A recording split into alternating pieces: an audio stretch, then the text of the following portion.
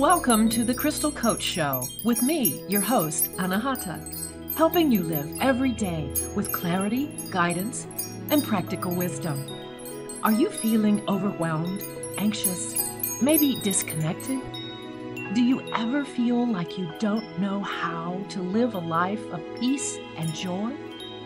I am Anahata Roach, the Crystal Coach, and during this show, we channel divine wisdom through stories of service, spirituality, and stones for self-care. The Crystal Coach Show leaves you with a feeling of connection and the clarity that takes towards becoming the best version of yourself as you hear from thought leaders and many others to help you ignite the crystalline nature of who you really are. Stay tuned. The Crystal Coach Show starts now.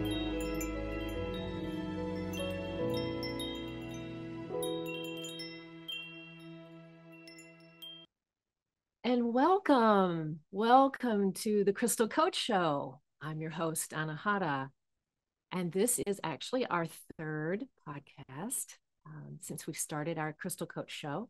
The first two shows were themed around escaping this prison-like grip of fear, and we talked about shifting out of fear, and then the act of surrendering and how empowering that is, and then living in gratitude. But towards the end of last episode, I went over several different crystals and stones that you can use that supports your journey in escaping that fear prison. But today, I wanted to take it a little further and talk to you actually about crystals and stones, the three secrets that I call the secrets to working with crystals and stones. Because, after last episodes, when we talked about what crystals are good for, right? Supporting your escape from the prison of fear and surrendering the need to control. Yeah, living in gratitude. I want to now share with you the three secrets that I've found very helpful with my clients and for anyone really who is thinking about, well, what do I want to do? Am I interested in getting a hold of a crystal or a stone and seeing if it works with me or works for me? So let me share some three secrets for you.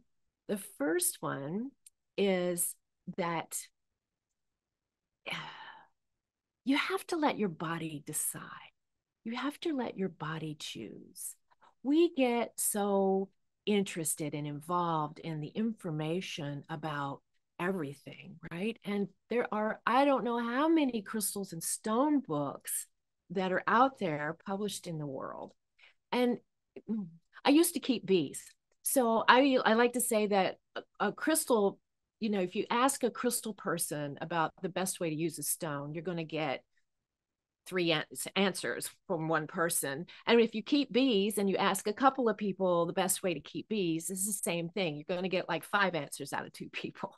So there's really no one right way or wrong way to do it. But I found that like this first secret, letting your body choose your stone, has really made an impact not only in my life, but in some of the lives of my clients when they want to choose a stone. So the first thing that you want to do is not read about your stone. Okay. So if you've heard me talk for example, I talked about how rose quartz supports your journey into self-love, right? But if you wanted to get that crystal, how would you go about picking up the right rose quartz for you? So the first thing you want to do around that is to set an intention. So when you set an intention, you say, okay, what do I want to call to me? How do I want to use this stone or crystal? What is my desire in my heart about how I want to choose this stone? And then you go to the crystal shop, right? Then you go to the crystal shop and you go actually where you're drawn. You don't think about it. You just go, So if you see a bank of crystals and stones, maybe in your mind you want to go for rose quartz, right? But you're drawn to another stone. You're drawn to another bin, right? So you go over there, and there's one that you pick up a couple of three that kind of look good, and you're looking at them and they're pretty, and one of them is going to feel really connected to you. It's going to feel like, oh, this is mine. Yeah. And you're drawn to it. You're letting your body choose. You're not thinking about, I need to get a rose quartz because Anahata says it supports self love. Or I read in the Book of Stones that this was the best choice for working with shifting out of fear. These kinds of things that have gone in your mind, I mean, sure, you can go and get them, but the body has it has multi dimensions. It's the heart's energy field is far greater than the brain. So the mind has only 5 ways to process reality, right? It's all your 5 senses. But the heart has this really expansive way to really tune in to what's right and what's not for your, and you can feel it in your body sometimes when you try on a thought form and your body goes, oh, no, that's not what I want to do. No. Or you try on a thought form and your body goes, oh yeah, that feels right. That feels right. So pay attention to how your body is reacting when you pick up a certain kind of stone. Okay. um yeah, there's just so many out there. I just really, I can't say it enough. Don't read about it first. If you really want to find something that is gonna help you really on multi layers, on like all 5 of your bodies, your physical body, your emotional body, your mental body, your etheric body, your spiritual body, I mean, all of your bodies. You need to just allow the body to choose it, right? So, um, we get crossways with our higher purpose when we use logic and reasoning to choose a stone to work with. And the reason I say that is you could be drawn to a stone, or you want to use that stone in a certain way, or have an intention for it, that if you read about it, it doesn't mention that intention, and it doesn't mention that it's good for that. Well, you don't need to pay attention to that. It matters to your body. There's a mineral in that your body is resonating with, because the minerals in the stones and crystals are the same as the minerals in the body. And so on a frequency level, there is a match. There's a frequency match. So you want to just pay attention to how you resonate with it, and not worry about what other people say a stone is supposed to be used for. Everyone's unique. Everybody's different. Every body is different. So if you get drawn to use rose quartz on your, say, solar plexus, or on your sacral chakra, or to use rose quartz to help you do something, get something done, who's to say that that's not good for you? Not me. That's why I always say the first secret is to let your body choose. I had a really interesting experience with that when I was first starting out and recollecting my crystals. When I was a kid, I had all kinds of stones and crystals in a shoebox, and they were my friends. I played with them and made shapes and stuff out of them. I didn't know what I was doing, but that I was very comfortable with them. And then I left for college, and my mom, she came and cleaned out my room, and I came back and I was looking for my box of rocks. I said, Mama, where's my rocks? And she goes, oh, honey, I just threw them away. What? Oh, honey, they're just rocks. Well, to her, they were just rocks, but to me, they were friends.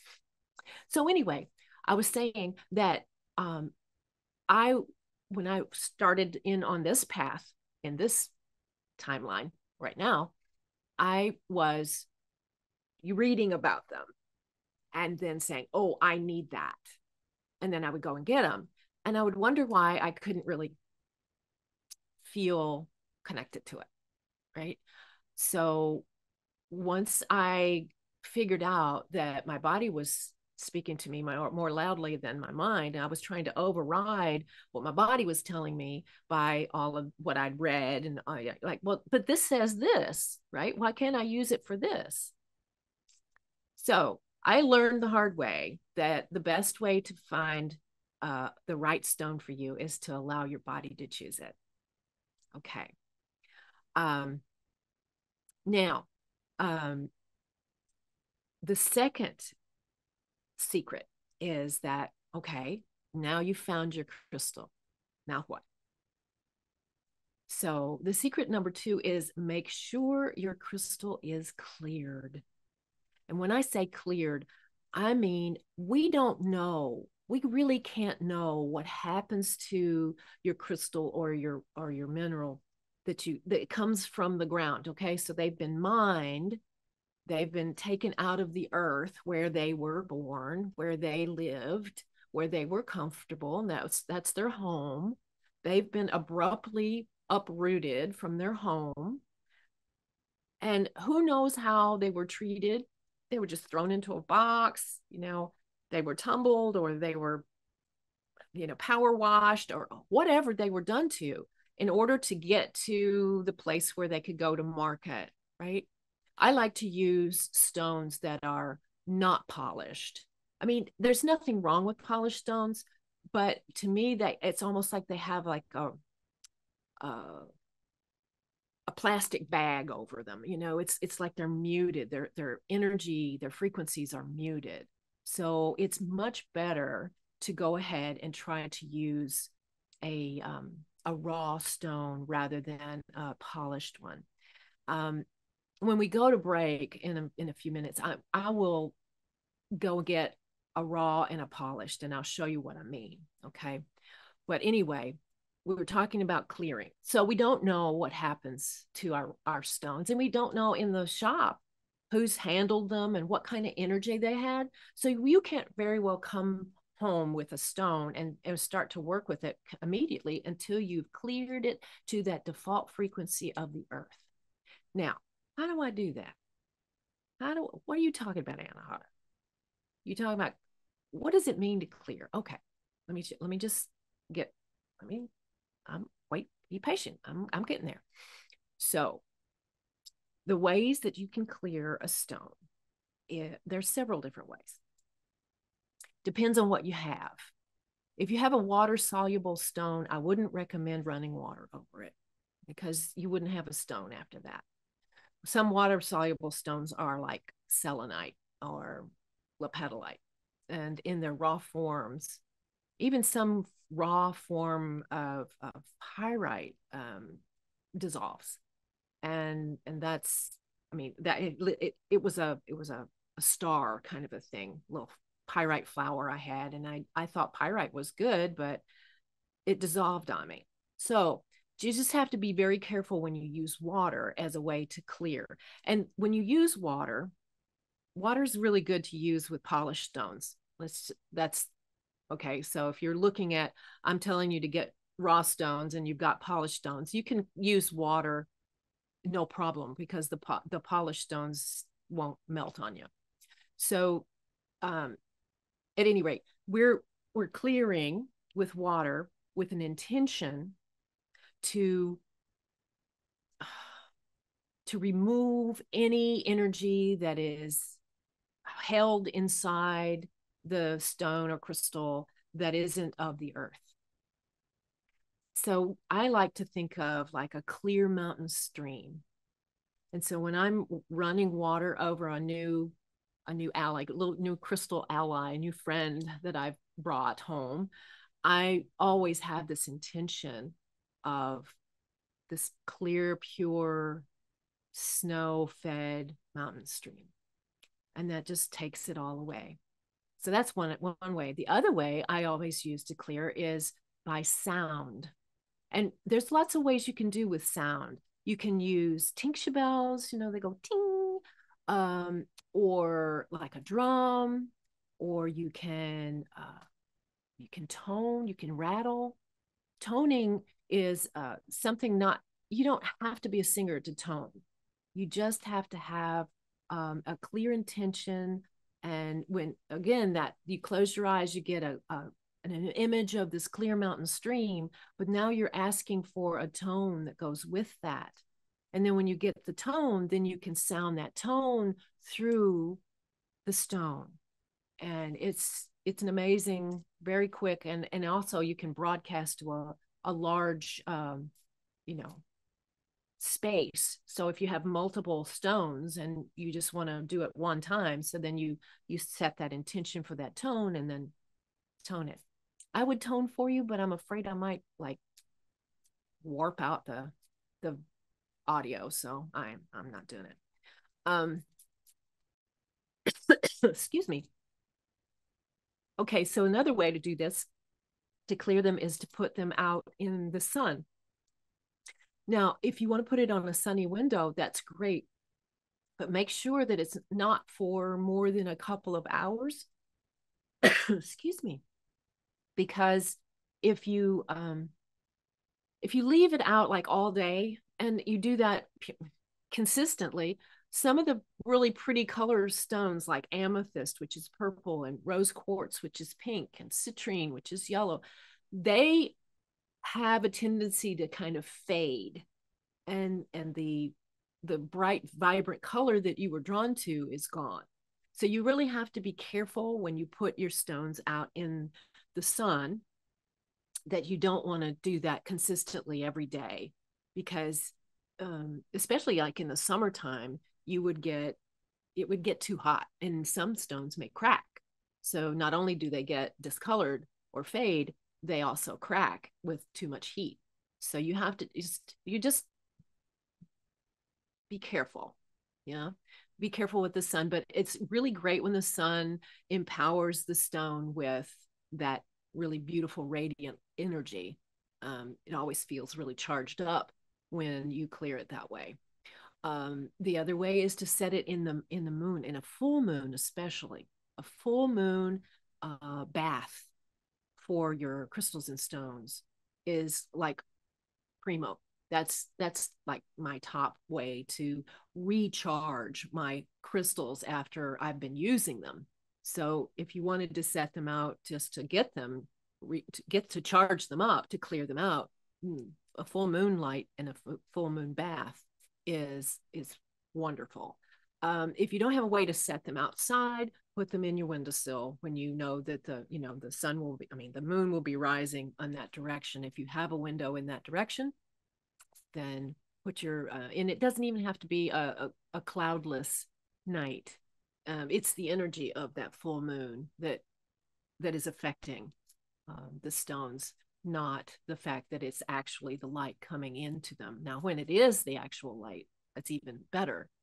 But again, it's not, you don't be disappointed if it's a cloudy day or a rainy day or whatever when there's a full moon, because you can feel it in your body. So the rocks and stones, they can feel it too. Um, and then the last thing I want to say about clearing your stones is that you can use what's called a smudge stick. It's usually wrapped dried sage, and it's a particular type of white sage.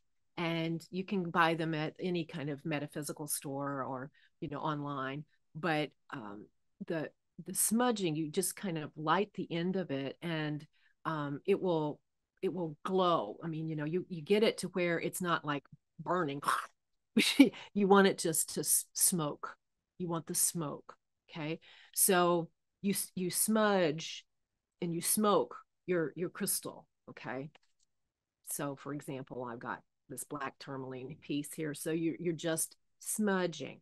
Okay. You're smoking you're putting the smoke of sage around your stone, and you are able to then clear that way. Um, so yeah, um, I'm thinking that's those are the main ways to clear a stone. And as I say, this is like the second secret to working with a stone, because you have to have the thing set to default. It defaults to the Earth's frequencies. And you don't really want to start working with it and try to, um, become connected to it unless it is at the default. And I keep hesitating with the connection word because that's actually secret number 3. And we need to take a short break. So when we come back, I'll start talking about how to connect with the stone and ways in which you can feel like that stone is your friend.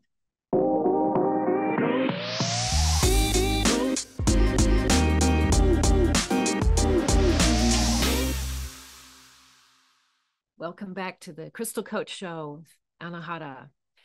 I wanted to let you know that I'm talking to you about all these crystals and stones, and this is what part of my work and part of my passion is helping people to get clarity and guidance and feel empowered and get peaceful with themselves. And a lot of what I do is working with folks about how to use crystals and stones. So if you're interested in that, you can go to my website. It's www.thecrystalcoach.com. I'm also going to be at the end of this. Well, I'm telling you now. I'll tell you to you again when we go to a second break. But I will be offering a free guided meditation. So we'll talk about when we're talking about connecting to crystals and stones. That's what I'm talking about. There's a guided meditation that I do called the Crystal Heart Connection. And I've got it already recorded. And if you wanted to get a copy of that, all you'd need to do is send me an email to mycrystalcoach@gmail.com. That's mycrystalcoach@gmail.com, and use the subject line to put the Crystal Coach Show. And I know you heard it here. Okay. Now, secret number 3 is connecting. So we have the first secret is choosing. The second secret is clearing. And now we're talking about connecting. So you chose it and it chose you. And either for a learning opportunity or to support. So you find out by connecting with it. So a learning opportunity, what do you mean by that? Well, it means that when you pick it up and hold it, you don't really feel comfortable. Sometimes you might be saying, oh, I don't need that one. That actually feels like it bit me. I don't want that. No. But something like that wants to get your attention, that doesn't make you feel like, oh, hello, baby. No, you want it. You want that learning opportunity. I find that the stones that bring up learning opportunities for me are far more valuable sometimes in my own soul growth than the ones that just feel good and I know that they've got my back. You know what I'm saying? So don't necessarily run away from something that makes you feel uncomfortable, because if you connect with it in the way that I'm going to share with you, you can actually get some information from that stone and in the way that, how can I best work with you to learn whatever it is that you're bringing up for me? And you'll find that you'll get some clues as to what that is going to help you with. I'm trying to give you an example. The example that I have in my life is, but of course, I already have this way of connecting and choosing. But I had Jet and I had Apache Tear come up and want to work with me, and I didn't like it. I didn't like the feeling of it. Well, lo and behold, I had a series of things, and they're really good to help you through grief and to help you like let it go. Sometimes we can get kind of stuck in this really cycle of grief because we're kind of holding on to the past. And I had a series of things where I had two beloved people in my life, three actually, two of them relatives, my mother and my aunt, and um, a very, very dear and close friend transition like within 6 months of each other. And it was very, very difficult. And then I think I mentioned my hometown had was destroyed by the tornado. So here I am in this pool of grief, and these stones had shown up for me, made me uncomfortable, but I knew I needed to have them around me, and I didn't quite know why. And I'm not suggesting to you that if a stone makes you uncomfortable and you need to have it around you, it's because something tragic is going to happen. It could be just the opposite. You could be drawn to, I don't know, lepidolite or something, and you don't know what it's for, but then you get a new job, or you get something that's really positive in your life, but it's stressful because it's new and there's change. And lepidolite supports that. It supports, you know, lessening the stress. It supports you in getting calm and accepting this change that's happened. So it could be a positive thing, it could be a negative thing. But what the point I'm trying to make is, don't dismiss something that doesn't feel warm and fuzzy. If you're drawn to it, if you're using your body to choose and you're drawn to something and you pick it up and it doesn't feel all that great, think about it. What is coming up for me? What am I feeling when I'm holding the stone? Does my stomach kind of get in knots? Am I feeling sad? Am I feeling anxious? Am I feeling butterfly happy? You need to tune in to the body to let get a clue about why this particular stone that you obviously are drawn to is not feeling all that great in your hand, right? So there's I just don't want you to put that back down in the bin, and say, "Oh no, I can't." Well, I mean, everybody has a choice, right? It's a free will place, right? So you could choose not to learn that lesson right then. It may come back and you'll learn it later, right? So it's not you know, pardon the pun, carved in stone, that you have to work with that stone right then. I'm just making you aware that if you're holding a stone and it doesn't feel right, or it feels like it bit you or something, it's like, just ask it, are you here to teach me something?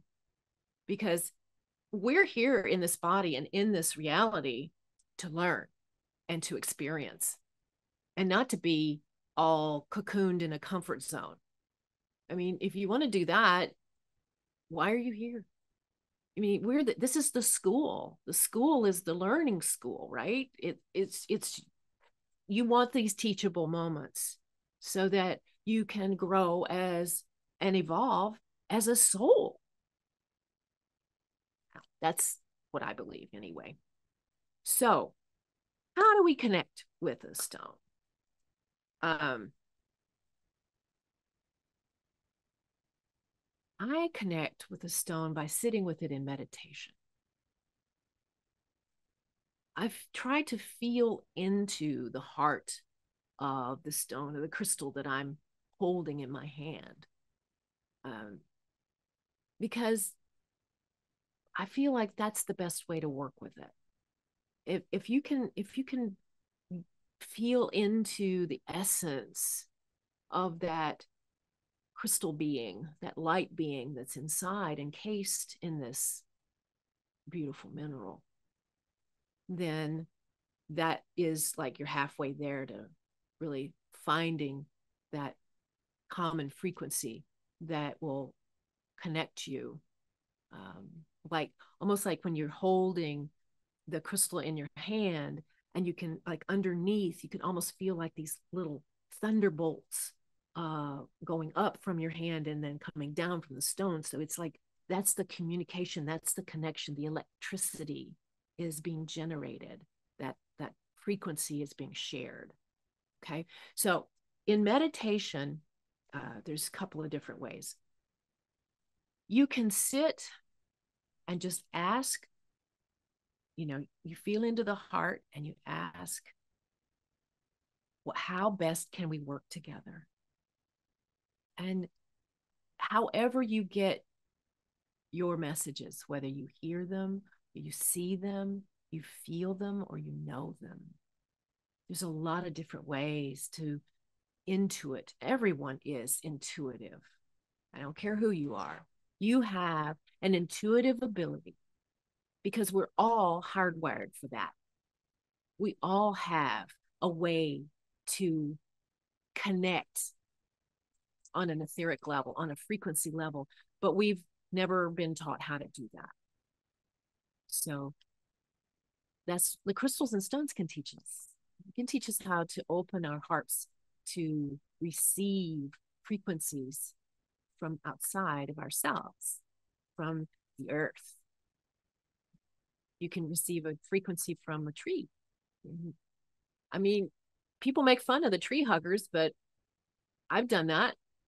I've hugged a tree and it felt really good.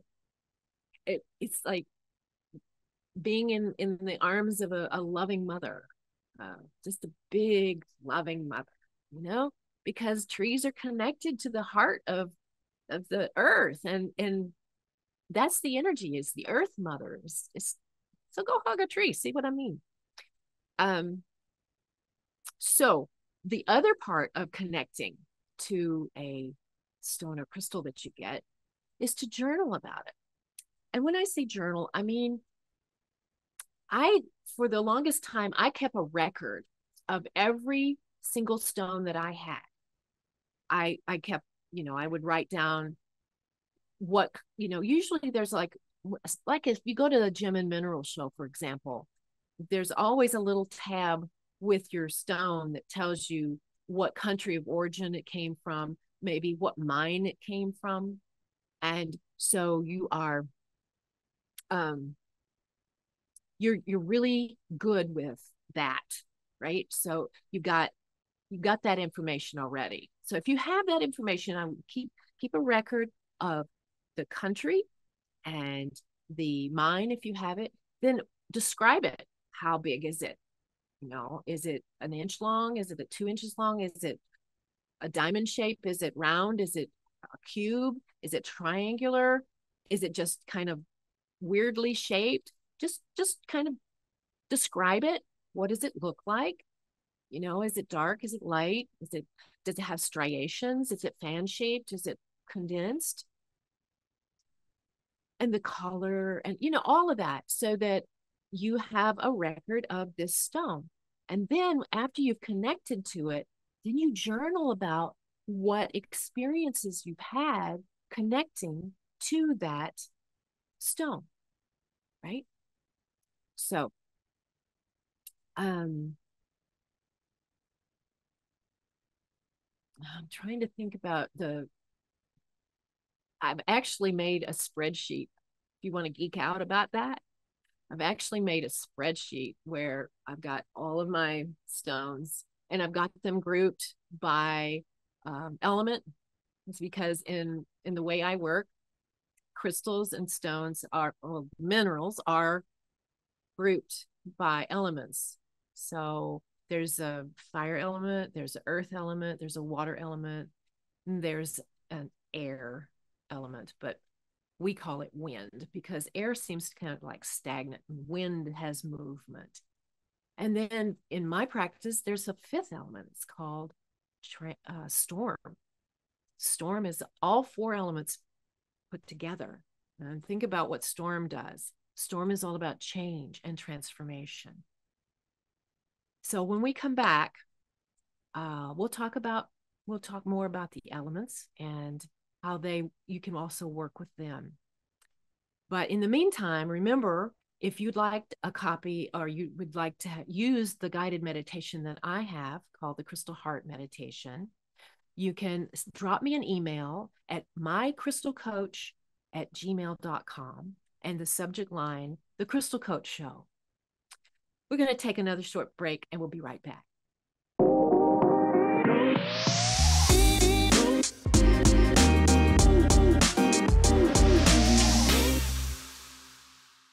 Hi. Anahata Roach, the Crystal Coach at the Crystal Coach Show. And we're now going to talk about the four elements, or actually the five elements. So, as I mentioned before, the fire element is the element that is about creating and manifesting. So, if you think about how fire, creates an opportunity to birth things, right? There's the passion, there's this sense of bringing forth. And then it's also the manifestation. So, things are created twice, really. Once in your mind as a thought, and then it is as a manifested thing in the physical realm. And so the fire element helps you to bring what you desire to you if you are willing to use divine will rather than your will, so surrendering control, right? So the fire element stones that are associated with that are like malachite that does that, that supports you surrendering your own control or the need to control everything to the divine. It's also about being in alignment with your highest and best good. So bringing and creating and manifesting something that is in highest and best good for you. Because honestly, ego likes to tell you, the gremlins like to sit on your shoulder and go, nah, you can't do that, that's stupid, you'll never be able to do that. But if it's in alignment with your highest and best good, and you have the highest intention, I mean, it's not like I'm going to get back at that so and so, and I'm going to show him or her, and I'm going to, that's an egoic intention. It's not really in alignment, and the gremlins are going to continue to stay on your shoulder and say, yeah, you're not going to do that. But if you feel like you've made a decision and things kind of go click click click click click click click click click, right? Clicks in, and you go, yes, I was afraid to make that decision, but by golly, I've made it, and it's a good one. Guess what? That frequency, those gremlins have to jump off. They can't stay. So when you feel very lined up, you're using the fire element. Okay. Now, the earth element. The earth element has to do with everything in 3D.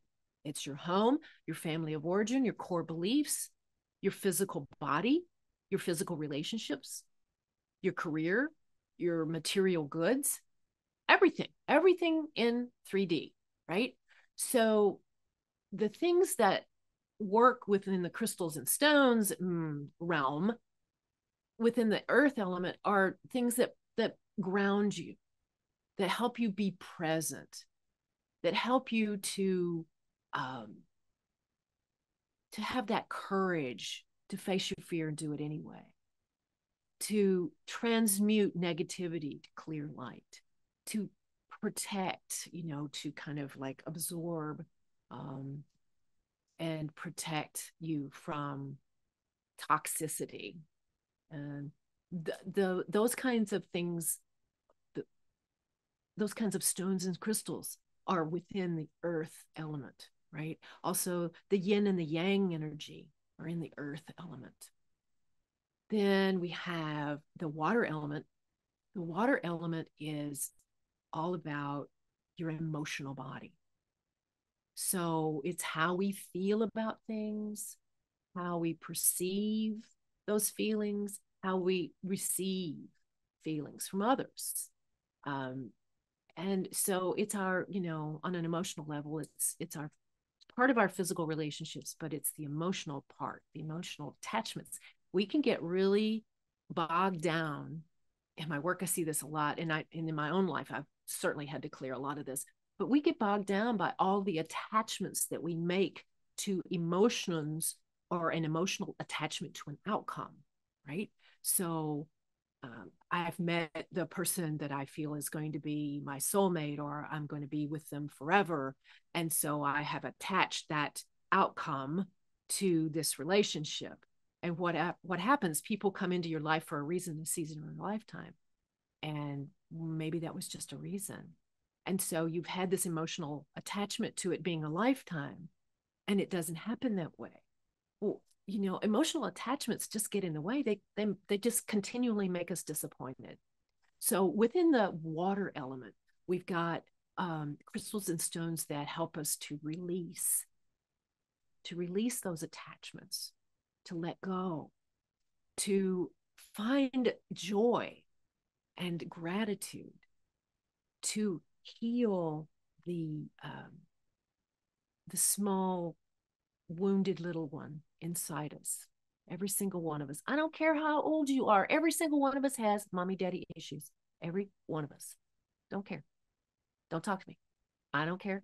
Every single one of us. It just is what it is, right?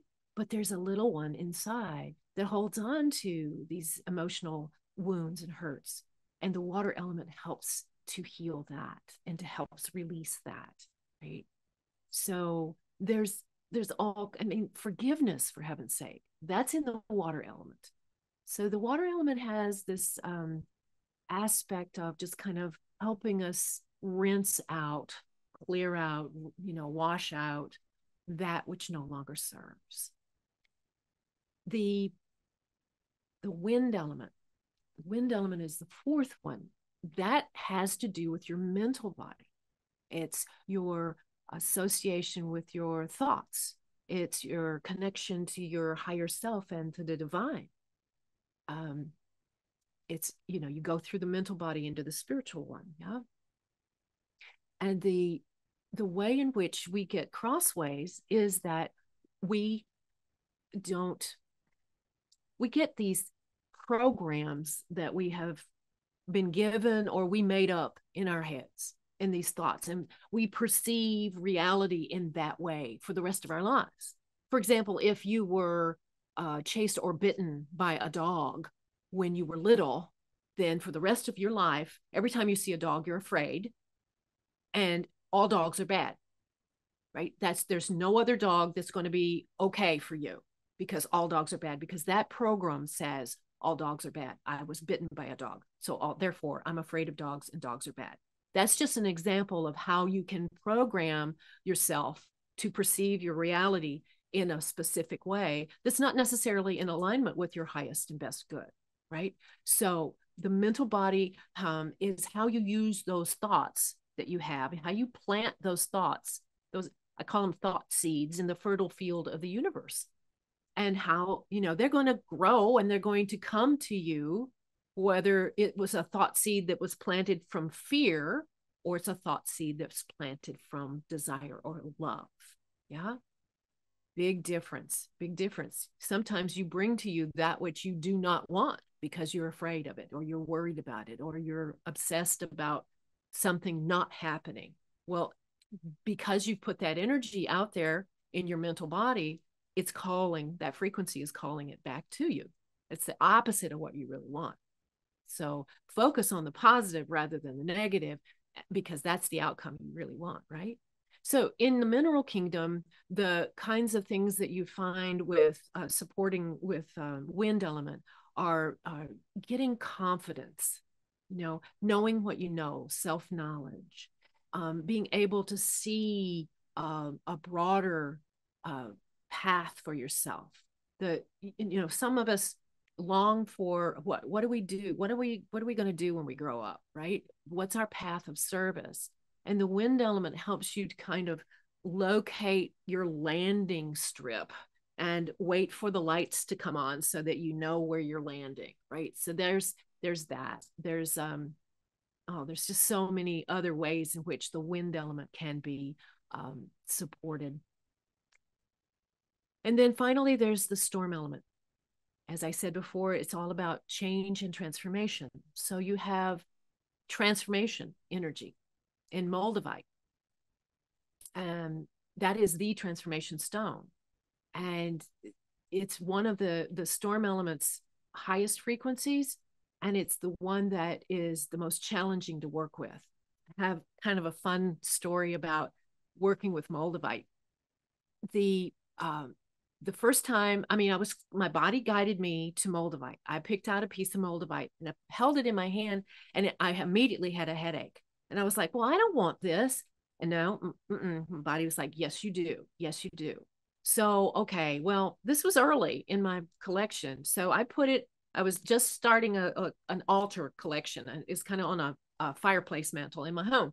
And I put it there and I'd walk by it every day. And I'm just like, you give me a headache.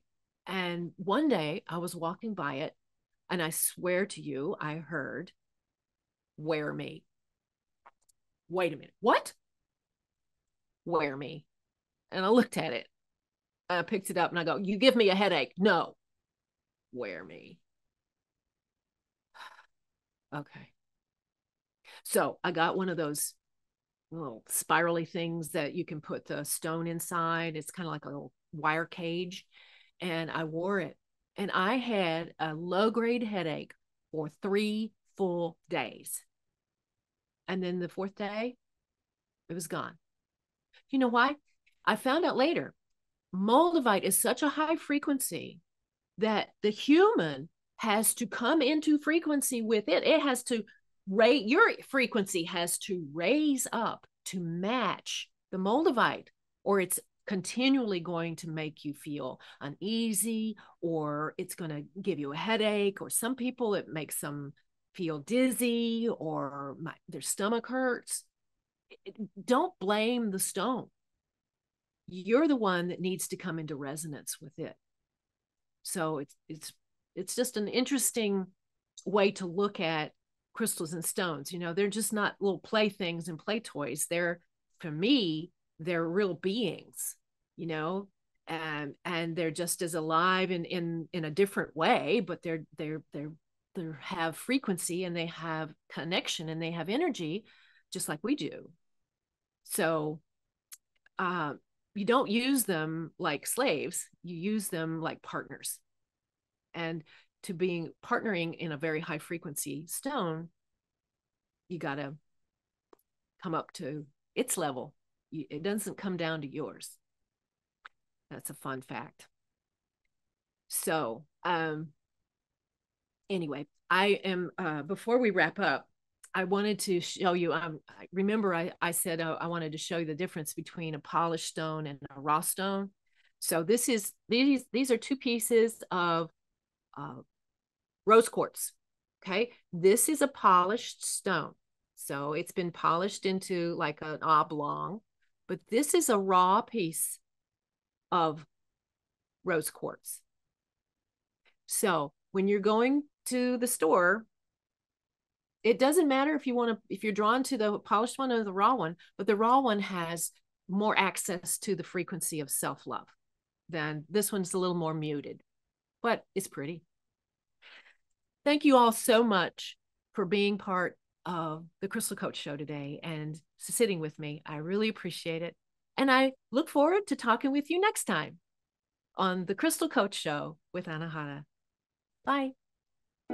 You have been listening to the Crystal Coach Show, helping you live every day with clarity, guidance, and practical wisdom. With me, your host, Anahata. Tune in every first and third Monday at 10 a.m. Pacific Time on TransformationTalkRadio.com, where we channel divine wisdom through stories of service, spirituality, and stones for self-care. Feel connected and reside in the vibration of love on The Crystal Coach Show. For more information and to become the best version of yourself, visit thecrystalcoach.com. That's thecrystalcoach.com. See you next time.